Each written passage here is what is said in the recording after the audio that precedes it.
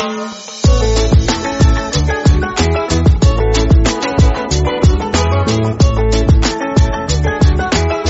The lord.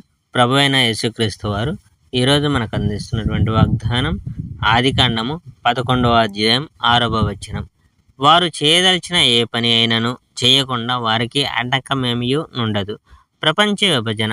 జలప్రలయం తరువాత మానవులంతా ఒకే భాష మాట్లాడారు. ప్రజలంతా ఒకే పదజాలం ఉపయోగించారు. తూర్పు నుండి ప్రజలు కదిలిపోయారు. షినారు దేశంలో మైదాన భూమిని వారు కనుగొన్నారు. బతుకు తెరువు కోసం ప్రజలంతా అక్కడే ఉండిపోయారు. మనం ఇటుకలు చేసి అవి గట్టిపడేందుకు వాటిని కాల్చాలి అనుకున్నారు ప్రజలు. ఇల్లు కట్టుటకు ప్రజలు రాళ్ళు గాక ఇటుకలనే ఉపయోగించారు. అలాగే అడుసు కాక తారును ఉపయోగించారు. అప్పుడు ప్రజలు ఇలా అనుకున్నారు, మన కోసం మనం ఒక పట్టణం కట్టుకోవాలి. ఆకాశం అంత ఎత్తుగా మనం ఒక గోపుర శిఖరం కట్టుకోవాలి. ఇలా కనుక చేస్తే మనం ప్రఖ్యాతి చెందుతాం. ప్రపంచమంతా మనం చెల్లాచెదురవకుండా ఒకే చోట మనమంతా కలిసి ఉంటాం. ఆ పట్టణాన్ని, ఆ గోపుర శిఖరాన్ని చుచ్చుటకు యెహోవా దిగి వచ్చాడు.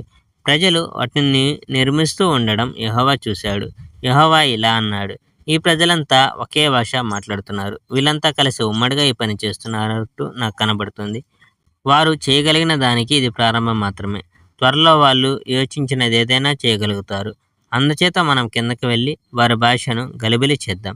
అప్పుడు వాళ్ళు ఒకరినొకరు అర్థం చేసుకోలేరు. ఆ ప్రజలు భూలోకం అంతటా చెదిరిపోయేటట్టు యెహోవా చేశాడు కనుక ఆ పట్టణాన్ని కట్టుకోవడం ఆ ప్రజలు ముగించలేకపోయారు. మొత్తం ప్రపంచంలోని భాషను దేవుడు గలిబిలి చేసిన చోటు అదే కనుక ఆ స్థలం బాబేలు అని పిలువబడింది. బాబేలు లేక బబులోను. దీని అర్థం ఏమనగా తారుమారు. కనుక ఆ స్థలం నుండి భూమి మీద ఇతర చోట్లన్నిటికీ ఆ ప్రజలను యెహోవా చెదరగొట్టాడు. షేము కుటుంబ చరిత్ర. షేము కుటుంబ చరిత్ర ఇది. జలప్రలయం తర్వాత 2 సంవత్సరాలకు షేము 100 సంవత్సరాల వయసులో ఉన్నప్పుడు అతని కుమారుడు అర్పక్షదు పుట్టాడు. ఆ తర్వాత షేము 700 సంవత్సరములు జీవించాడు. అతడు ఇంకా కుమారులు కుమార్తెలు ఉన్నారు. అర్పక్షదు 35 సంవత్సరముల వయసులో ఉన్నప్పుడు అతని కుమారుడు షేలాహు పుట్టాడు. షేలాహు పుట్టిన తరువాత అర్పక్షదు 403 సంవత్సరములు జీవించాడు. ఆ కాలంలో అతనికి ఇంకా కొందరు కుమారులు కుమార్తెలు పుట్టారు.